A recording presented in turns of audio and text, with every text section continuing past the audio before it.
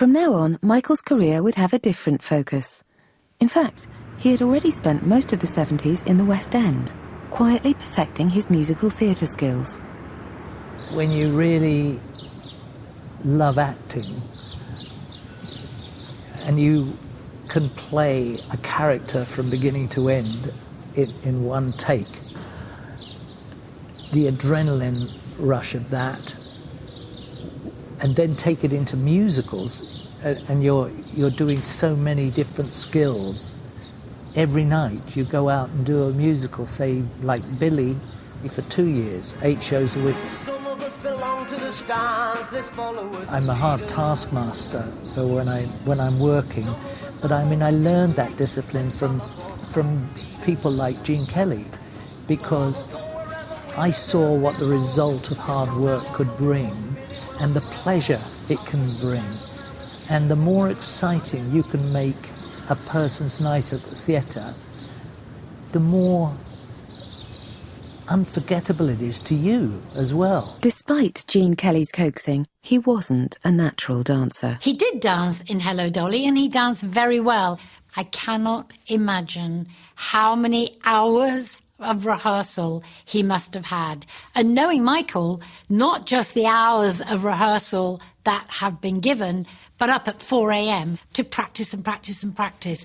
And then again at the end of the day to practice and practice and practice. No detail is ever left unturned with Michael.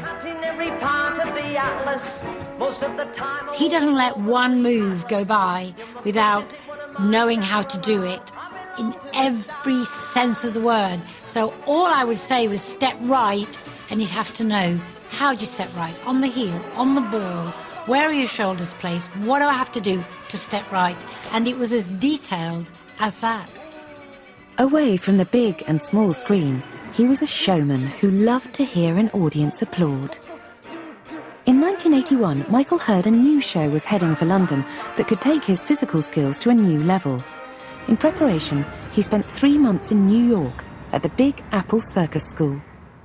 I had this Hungarian teacher who taught me how to walk the high wire. And I thought, oh, this is a piece of cake, I'll get on here and there. And after about 4 or 5 days, I thought, this is ridiculous. This thing is 2 feet off the ground and I cannot master it. I cannot do it. And he said, yes, you can.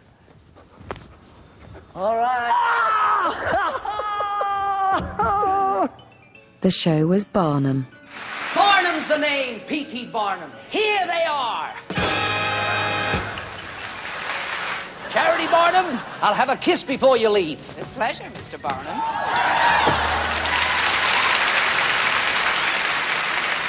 You may not make much sense, but you're beautiful. It was joyous to do every night, every show. You were exhausted. I mean, you were absolutely exhausted.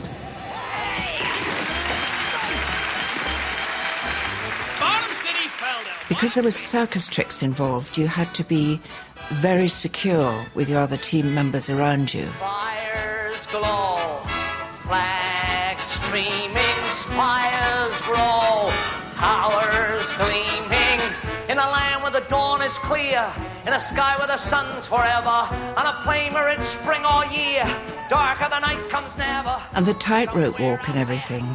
He worked so hard at what he wanted to achieve and what he wanted to do, that it was a consistently high performance. I have to say, I don't want it to sound boring, but it was highly professional in that sense. So you never got the feeling of, oh, I don't know what sort of show we've got today with him or anyone else on stage.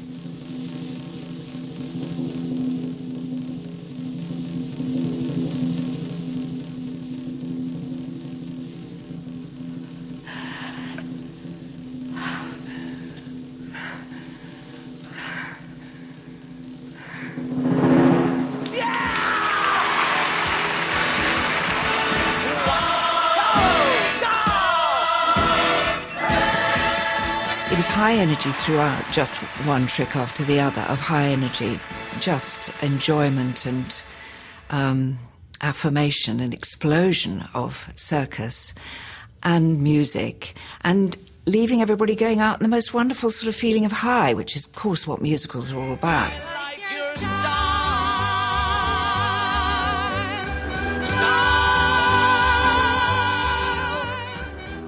It was a high-pressure, full-on circus spectacular, as well as a musical.